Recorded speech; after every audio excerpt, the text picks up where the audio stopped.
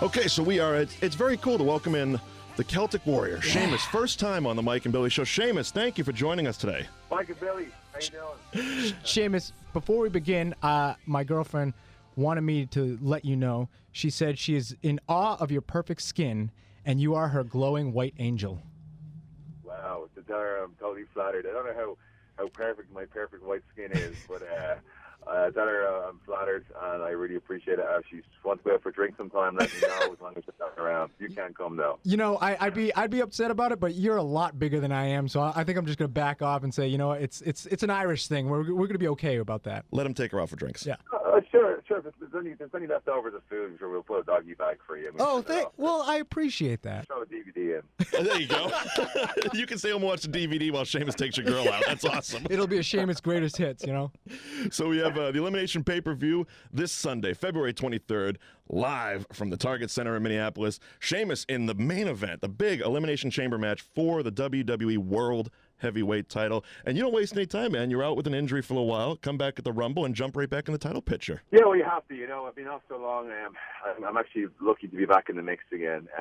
Just glad to be back in the mix again. You know, when you're sitting at home for such a long time, it's like everything passes you by. So it's important to get back up on, you know, to get back up on the horse or get stuck in, and that's what I've been trying to do the last couple of weeks. And I feel like, you know, I've actually come back better than I was before I left. You know, I've had a lot of time to train properly, check my diet out. I've come back leaner, fitter, and you know what I mean, more, you know, working my agility, and, you know, my athletic background and stuff like that. So, I'm kind of, to me, it's kind of like me starting from scratch again. To be honest with you, when you're gone that long, you know, you got to come back and you remind people who you are and new viewers of who you are. So I've been lucky, you know what I mean, and as I said, I'm as hungry as I've ever been, and I'm looking forward to get stuck in that chamber. It's gonna be pretty nasty in there, I'm pretty sure. There's so many things around that thing that can hurt you. So all six are probably gonna come out there pretty banged up and bruised up. Bruised and battered. Bruised and battered, fella. Bruised and battered. Now we know the storyline danger. You know, it's built up, the Elimination Chamber. But really, is that something that you guys as performers actually look forward to? I can't see or imagine looking forward to wrestling in the Elimination Chamber. I don't think anybody looks forward to the Elimination Chamber. I'm pretty sure they don't. You know, it's definitely a fun match. Look, as long as the crowd, as long as the fans are having a good time and they're, you know, they're on the edge of their seats and they're enjoying it, that's really what we strive to do. And you know, no matter how many things can go on in there, or, you know, how much potentially, you know, your body is at risk in that chamber, you know, really we're out there to entertain the fans. They're the most important thing, and as long as they're having a good time and they're into it, that's really all that matters. And I'm pretty sure they will, because the chamber match itself is one of the most exciting matches in the WWE on the WWE calendar. And also, before there was two chambers, you know what I mean? It's always had two chambers. Now we already have one. I think it's good to have one. You know, I think sometimes the past two it's been great, but you know, it makes that one more special. And of course, not just that match, the Wyatts and the Shield are going to go at it too in that 6-man tag, and that's going. I think a lot of people are really excited for that as well. Oh, absolutely. That's going to be a huge match. Yeah, it's going to be an amazing match. It really is. Those guys are fantastic. They're all great what they do. Great characters, great in the ring, and it's such a great dynamic. Two big groups going out like that. It's cool, man. It's kind of pretty nostalgic too. You know, it reminds you back of the Monday Night Wars. You know what I mean? Yeah. All the different groups you had. You know what I mean? Like DX and Los Boricuas. It's really having that feel too. And now, because you got 5 other opponents, and we know you're a busy man, we can't really go down and smack talk each and every one of them. So I want to play a name association game with you with your 5 opponents in the Elimination Chamber. I'll say their name, and you just pop out the first thing that comes to mind. Okay? Okay. Christian. Crafty. Crappy. Crafty. Crafty. I'm like, all right, let's get the smack talking going. Okay, Crafty for Christian. Daniel Bryan. Underdog. Cesaro. That's just one word. Tough as nails, man. He is a bruiser. When he gets that uppercut, oof. Let's great, see.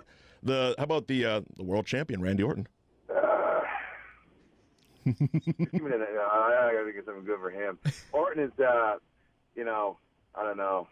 I don't know, man. I think he's another one. He's just another, like, to me, Orton over the years, I know this will be one name association, I don't mind going on with this, but he's untrustworthy, man. He's like, even when I tagged with him, man, I'd always have to watch my back with that guy. He's just a snake. So he lives up to the name the Viper.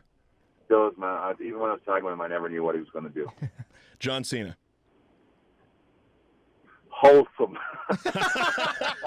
He's like milk. He is the white meat babyface, ain't he? Okay, so we of course Elimination Chamber this Sunday, live on pay-per-view from Minneapolis. Big main event. Sheamus going for the World Heavyweight title, WWE World Heavyweight title now, and of course Monday the WWE Network launches, which is huge, especially for us wrestling fans. I mean, I don't plan on getting much sleep in the next few months. I don't think so. I think there's going to be a lot of breakups, a lot of girlfriends and wives. It's like a lot of divorces and a lot of. I'm saying goodbye to my girlfriend this week, so yeah, you're free to date her later on. It's cool. Cool. That's cool. Cool. If I still have one piece after the chamber, I'll let you know. She can lick the wounds. So we actually had the Big Show on a couple months ago. We were talking to him, and he's a guy that's been in the ring with all the greats. I mean, he broke in with Hogan and all that stuff. And we asked him if you had to pick one match of yours to go back and let people be like, this is the Big Show's match, which would it be? And he picked the match against you at Hell in a Cell in 2012. Wow, are you serious? I'm dead serious. We have it on tape. If you had to take one of those great moments, but only one of them, what would you say would be the one you wanted people to look back and say that was the Big Show's match?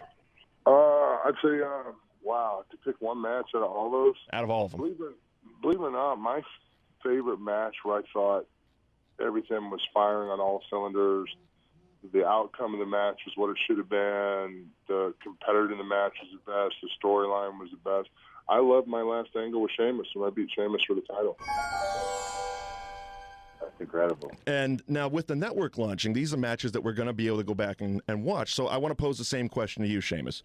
If you could go back and pick one of your matches that you want people, when they sign up for the WWE Network on Monday, this is the first match, the first Sheamus match you want people to check out, what would it be?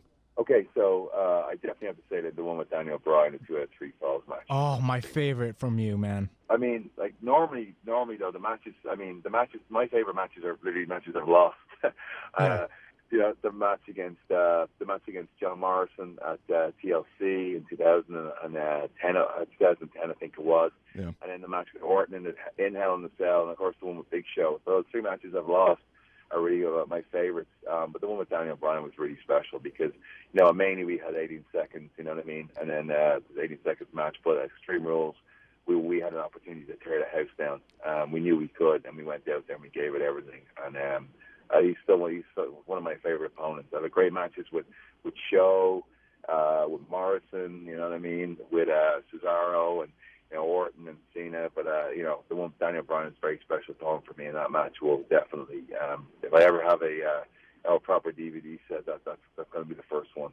Now, something like that, I was going to ask you this question. You had 18 seconds at WrestleMania with Daniel Bryan. Then you guys go on to have this great 2 out of 3 falls match at Extreme Rules the next month. Was it a little disappointing to you to do like an 18-second thing and then have that great match and not have that type of a match at WrestleMania? Yeah.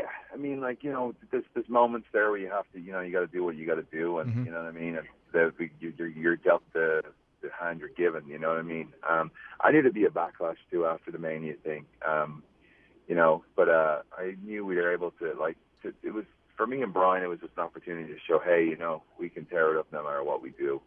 And I remember Lesnar was taking on Cena, and the great thing about it was, I mean, everyone talks about the match at Mania. It was 18 seconds, and you know what I mean. But there was a couple of things that came out of that.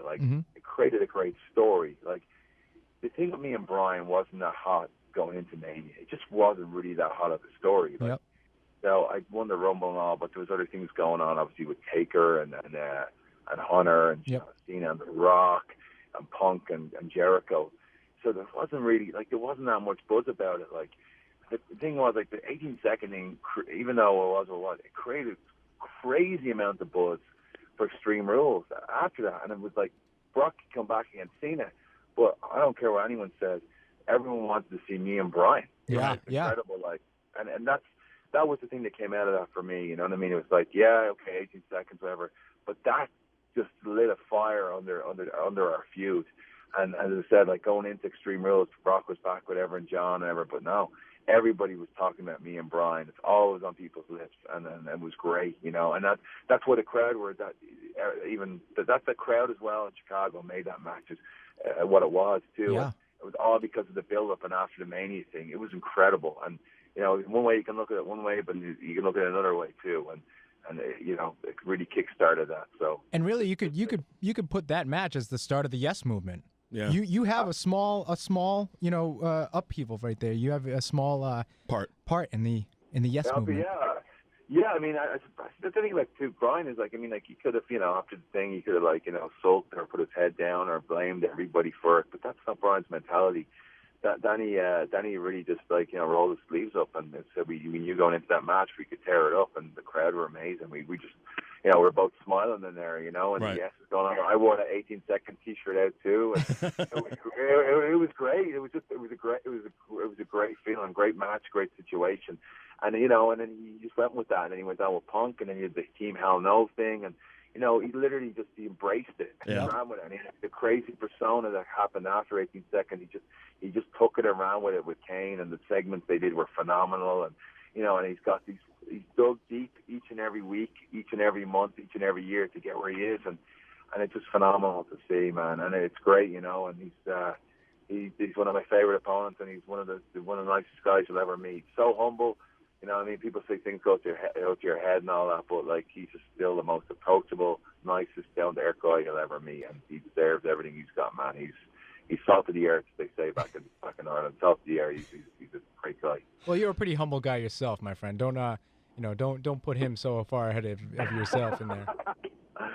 Thanks. I know. I appreciate that, but like as I said, it's phenomenal to see, and we'll see what happens going into Mania and stuff like that. But it's great, man. I've had a lot of great 4 years. My point really being in the over 4 years of being here, I've had a lot of great moments. I've been very fortunate with a lot of things.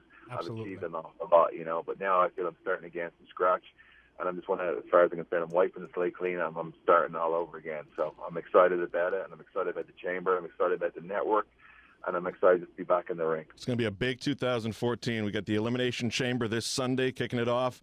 Sunday on pay-per-view, the 23rd, live from Minneapolis. Sheamus in the main event for the WWE World Heavyweight title against Randy Orton, John Cena, Cesaro, Christian, and, of course, Daniel Bryan. And, of course, WWE Network launching the following Monday. And, I mean, we could talk to you for another hour or so, but I understand you're a busy man. You got places to be and things to do. But hey, by the way, come to Boston anytime. You know, open door policy here. Absolutely. Come on in. We'll buy you a pint. I'd love this.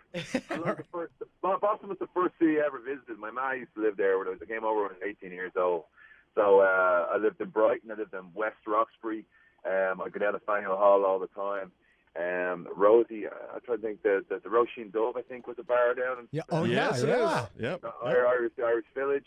Went to the Irish Village as well. I know my way around Boston, lad. We're down the street from the Irish Village right now as we speak. After this interview, we might pop in for a few pints. Oh man, that'd be great. Making you jealous, Sheamus. Well, you thank are making me jealous. I can't get a decent pint down here in Tampa. It's brutal.